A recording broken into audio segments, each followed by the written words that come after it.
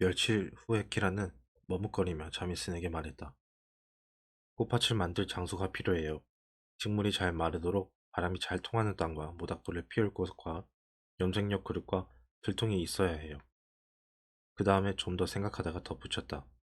그리고 물그릇도요. 자미슨은 고개를 끄덕이며 모두 해줄 수 있다고 대답했다. 그는 저녁마다 찾아와서 키라가 한 작업을 살펴보고 어떤 게 필요한지 물었다. 키라로서는 자신이 무언가를 요구할 수 있다는 사실이, 그리고 그 요구가 이루어질 수 있다는 사실이 신기하게 느껴졌다. 하지만 토마는 자신은 예전부터 항상 그래왔다고 말했다. 자신이 요구하면 약물 풀의 나무든 심재든 호두나무든 꼬불꼬불한 낙엽송이는 어떤 종류의 나무라도 가져다 주는 건 물론이고 온갖 장비도, 심지어 미처 모르고 있던 장비까지도 가져다 준다는 것이었다. 많은 날이 지나가고 있었다. 바쁜 날도 힘든 날도. 하루는 아침에 키라가 할머니네 움막으로 갈 준비를 하는데 토마가 숲속으로 찾아오더니 확신 없는 말투로 물었다. 어젯밤에 아무 소리도 못 들었니? 어떤 소리 때문에 잠을 깨지 않았어? 키라는 가만히 생각한 다음에 대답했다. 아니 잘 잤어 왜? 토마는 이해할 수 없다는 표정을 지으며 기억을 더듬어 말했다. 뭔가 들은 것 같아. 아이가 우는 소리? 그래서 잠에서 깬 것 같아. 하지만 꿈일 수도 있어. 그래, 꿈을 꿨나 봐. 도마는 의심을 말끔히 털고 밝은 표정을 지었다. 널 주려고 뭘 하나 만들었어. 매일 이른 아침마다 작업을 시작하기 직전에 조금씩 만든 거야. 네가 매일 하는 작업은 뭐니, 토마? 내 일은 물론 의상 수선이야. 그런데 너는 어떤 인물을 맡은 거니? 가수 지팡이. 굉장히 오래된 거라서 조각한 부위가 많이 닮았거든. 지금 가수와 예전에 다른 가수들이 손으로 만져서 그렇게 됐겠지. 내가 모두 다시 조각해야 돼. 아주 어렵지만 중요한 작업이야. 지팡이에 조각한 내용을 만져야 가수가 노래 가사를 떠올리고 정확히 부를 수 있으니까. 그리고 지팡이 꼭대기에는 한 번도 조각된 적이 없는 넓은 부분이 있어. 나중에 거기도 조각해야 돼. 내가 생각해낸 형상을 최초로 새겨 넣는 거야. 도마가 웃으며 덧붙였다. 사실 내가 생각해내는 건 아니야. 사람들이 그곳에 넣을 내용을 알려줄 테니 말이야. 자, 여기. 도마는 주머니에서 선물을 꺼내 수줍은 표정으로 건네주었다. 뚜껑이 정확하게 들어맞는 조그만 상자였다. 키라가 배우고 외우기 시작한 다양한 식물의 모습이 상자의 위와 옆에 정교하게 새겨져 있었다. 키라는 그걸 살피며 좋아했다. 꽃이 흐드러지게 핀 톱불이 보였다. 그 주변에는 금계국의 기다란 줄기가 쌍을 이루었다. 상자 바닥에는 깃털 같은 짙은 잎사귀가 쌓여 있었다. 아름다운 상자를 보니 그 안에 넣으면 좋은 물건이 떠올랐다. 재판하는 날 주머니에 넣어서 가져온 그 천조각이었다. 잠자기 전에 그것을 꼭 잡고 있으면 외로움을 달래줬다. 지금은 보급품을 넣어두는 조그만 서랍에 들어있다. 요즘 키라는 그것을 가지고 다니지 않았다. 오랫동안 숲을 걷다가 또는 오랫동안 힘들게 염색 작업을 하다가 혹시 잃어버릴까 염려되었기 때문이다. 키라는 토마가 지켜보는 앞에서 천조각을 가져와 상자 안에 곱게 넣었다. 정말 예쁜 천이구나. 토마가 조그만 천을 바라보며 말했다. 키라는 천을 한번 어루만진 다음 뚜껑을 닫고 대답했다. 이 천이 가끔 나한테 말을 하는 것 같아. 마치 살아있는 것처럼. 키라가 당혹스러운 표정으로 웃었다. 너무 이상한 이야기라 토마는 이해하지 못하고 자신을 멍청한 애라고 생각할지도 몰랐다. 하지만 놀랍게도 토마는 고개를 끄덕였다. 맞아. 나한테도 그런 느낌을 주는 나무 조각이 있어. 내가 오래전에 조각한 거야. 아주 어릴 때. 그래서 가끔씩 가만히 움켜쥐고 느껴보곤 해. 그때 내 몸에 들어있던 능력을. 그때 네 몸에 들어있던 능력? 그게 전부야? 지금은 그 능력이 없니? 키라는 이렇게 생각하며 실망했다. 하지만 토마에게 아무것도 묻지 않았다. 에노벨로 할머니에게 배워야 할 것은 아직도 많았지만 키라는 할머니의 집에 있는 시간을 줄여야 했다. 가수 의상 작업을 시작해야 하는데 그러려면 한낮의 햇빛이 필요했기 때문이다. 처음에는 이상하게만 보이던 타일 깔린 욕실이 지금은 정말 좋았다. 따뜻한 물과 비누가 있어서 손에 묻은 얼룩도 쉽게 지울 수 있었다. 의상을 만질 때는 손을 깨끗하게 유지해야 해야 하는 게 아주 중요했다. 키라는 화염에 휩싸이기 전에 메시 꺼내온 조그만 자수를 여전히 갖고 있었다. 하지만 그걸 쓸 일은 거의 없었다.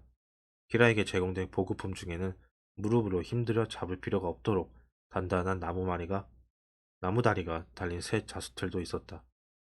그래서 자수틀을 창가에 놓고 그 옆에 있는 의자에 편하게 앉아서 작업할 수 있었다. 키라는 커다란 탁자에 의상을 활짝 펼쳐놓고 어느 부분을 먼저 손댈지 주의 깊게 살폈다. 그리고 가수가 노래하는 광대한 장면을 처음으로 자세하게 바라보기 시작했다. 파멸에 관한 끔찍한 이야기에서 절정을 이루는 인류의 모든 역사가 풍성한 의상 곳곳에 굉장히 복잡하게 그려져 있었다. 연녹색 바다, 그리고 그 바닷속 깊숙한 곳에서 사는 온갖 물고기가 보였다. 어떤 것은 어른보다 크고 또 어떤 것은 어른 10명을 합친 것보다도 컸다. 바다는 광활한 육지로 이어졌다. 육지에는 처음 보는 동물이 가득했다. 거대한 동물이 높이 자란 풀을 뜯어먹었다. 이 모든 장면이 가수 의상의 조그만 모퉁이 일부에 담겨 있었다. 눈을 돌리니 초원 근처의 색바랜 바다에서 또 다른 육지가 솟아오르고 그곳에서 인간이 생겨났다. 조그만 바늘 한 뜸이 창과 무기를 치켜든 사냥꾼이 되고 조그만 빨간색 매듭은 야수의 공격을 받은 사람이 흘린 피를 나타냈다. 그 와중에도 키라는 배운 것을 생각했다. 빨강은 꼭두선이, 뿌리만. 키라는 아빠를 떠올렸다. 하지만 이 장면은 오래전 아빠가 태어나기도 훨씬 전의 일, 지금 살고 있는 인간 그 누구도 태어나지 않았던 때의 일을 그린 것이었다. 빨간 매듭으로 표현된 피를 흘리며 죽어간 사람들 역시 의상의 극히 일부분이었을 뿐이다. 눈을 한 번 깜빡이는 정도에 불과했다. 그래서 이 이상은 가수가 1년에 한 번씩 과거를 노래할 때가 아니면 나오지도 않았다. 키라는 의상을 바라보다가 깨끗하게 닦은 손으로 어루만지면서 한숨을 쉬었다. 키라는 그렇게 연구할 시간이 없다는 사실을 깨달았다. 중요한 작업이 키라를 기다리고 있었다. 자미슨의 표정도 점차 초조하게 변했다. 그래서 툭하면 키라의 방으로 찾아와서 키라가 모든 정성을 다해 작업에 몰두하도록 재촉하곤 했다. 홈의 한 부분에서 심하게 손상된 곳을 발견한 키라는 그곳에 자수틀을 갖다 대고 팽팽하게 고정시켰다. 그리고 새로 받은 정교한 절단 장비로 뜯어진 실을 조심스럽게 제거했다. 황금색으로 복잡하게 수놓은 꽃에 조그만 얼룩이 있었다. 연녹색 개울 근처에서 커다란 해바라기가 무리지어 길게 늘어선 풍경의 일부였다. 오래전에 아주 뛰어난 실력을 가진 어떤 사람이 거품 느낌을 주는 곡선을 하얀 실로 표현해서 계열물이 흘러가는 것처럼 보이게 만들었다. 감탄을 절로 자아내는 타고난 실력이었다. 하지만 얼룩진 실은 이제 교체해야 했다. 작업은 고통스러울 정도로 느렸다. 엄마라면 비록 키라 자신처럼 자신 손가락에 거의 마법 같은 능력이 있진 않았겠지만 더 숙련되고 더 정교하고 더 빨랐을 거라는 생각이 들었다. 키라는 여러 가지 황금색 실을 집어들고 창가로 가서 색의 미묘한 차이를 살핀 다음에 꼭 맞는 실을 골라냈다. 키라는 늦은 오후에 햇살이 줄어들 즈음에 작업을 끝냈다. 자수틀에 고정된 몇 센티미터에 이르는 부분을 살피며 지금까지 한 작업을 검사했다. 키라는 자신이 잘하고 있다는 결론을 내렸다. 엄마도 기뻐했을 게 분명히 했다. 아마 자미슨도 기뻐할 것이다. 의상을 입는 시기가 되었을 때 가수도 그걸 보고 만족하면 좋겠다는 생각이 들었다. 하지만 손가락이 너무 아팠다. 키라는 아픈 부위를 문지르며 한숨을 내쉬었다. 조그만 천조각을 가지고 자수를 연습하던 예전과는 완전히 다른 작업이었다. 임종을 앞둔 엄마 옆에서 손이 저절로 움직이더니 조그만 천조각에 한 번도 배운 적이 없는 방식으로 술을 놓아 한 번도 본 적이 없는 형상을 만들어낸 것과도 확실히 달랐다. 그때는 손이 조금도 힘들지 않았다. 그 특별한 천조각이 떠오르자 키라는 토마가 조각한 상자로 가서 그 천조각을 펼쳐 주머니에 넣었다. 친숙하고 익숙한 느낌이 들었다. 마치 친구가 찾아온 것 같았다. 이제 저녁 식사가 올 시간이 다 되었다. 키라는 활짝 펼쳐놓은 의상을 보호하기 위해 그 위에 천을 덮어놓았다. 그런 다음 복도를 따라 걸어가서 토마의 방문을 두드렸다. 그 어린 조각가 역시 작업을 막 끝내는 중이었다. 토마가 소리쳤다. 들어와. 기라는 안으로 들어가서 토마가 날이 날카로운 장비를 한 곳으로 치워놓은 모습을 지켜보았다. 기다란 지팡이는 젬스에 고정된 채 작업대에 놓여 있었다. 토마가 키라를 보고 빙그레 웃었다. 두 사람은 저녁마다 함께 식사했다. 저 소리를 들어봐. 토마가 창문을 가리켰다. 창 아래 중앙 광장에서 소음이 들려왔다. 키라의 방은 숲을 향해 있기 때문에 항상 조용했다. 무슨 일인데? 잘 봐, 사람들이 내일 사냥 나갈 준비를 하고 있어. 키라는 창가로 가서 밖을 내려다보았다. 아래에서는 남자들이 무기를 배급받기 위해 모여들고 있었다. 사냥은 언제나 아침 일찍 시작되었다. 해가 뜨기 전에 마을을 떠나야 해서 지금 미리 준비하는 것이었다. 협의의 건물 옆에 있는 별채의 문이 모두 활짝 열려 있고 그곳 창고에서 꺼낸 기다란 창들이 광장 한가운데 수북히 쌓여 있었다. 남자들은 창을 집어들고 무게를 재보며 자신에게 맞는 걸 찾았다. 싸우는 소리도 났다.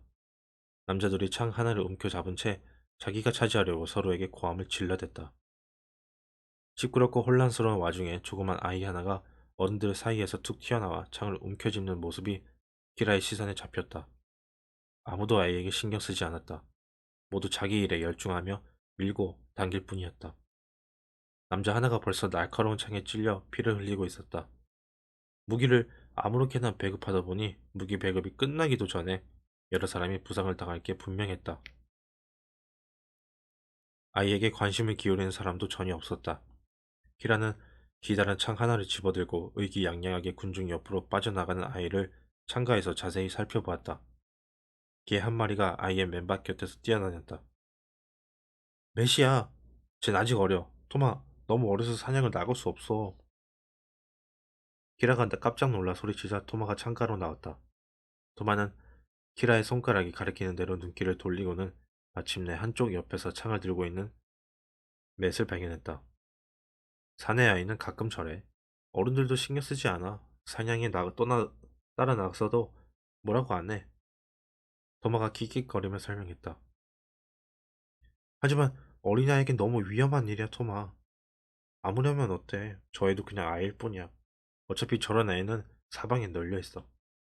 토마가 정말 궁금하다는 표정으로 물었다. 하지만 저 애는 내 친구야. 토마는 그제야 이해했는지 얼굴 표정이 변했다. 맷을 내려다보는 시선에 관심이 담겨 있었다. 키라는 장난꾸러기 친구들이 다가와서 맷을 에워싸는 모습을 보았다. 맷이 창을 치켜들자 아이들이 환호성을 올렸다. 갑자기 통증이 몰려왔다. 엉덩이가 쿡쿡 쑤셨다. 창틀에 너무 오래 기대 있어서 그런 것 같았다. 키라는 통증을 몰아내기 위해 손을 엉덩이에 대고 문지르려고 했다. 그런데 본능적으로 손이 주머니로 들어갔다. 천 조각을 넣어둔 사실이 떠올랐다. 천 조각을 만지니 긴장감과 위험, 그리고 경고를 알리는 느낌이 흘러나왔다. 기라는 다급하게 애원하다시피 말했다. 제발 토마, 저 애를 막아야 돼.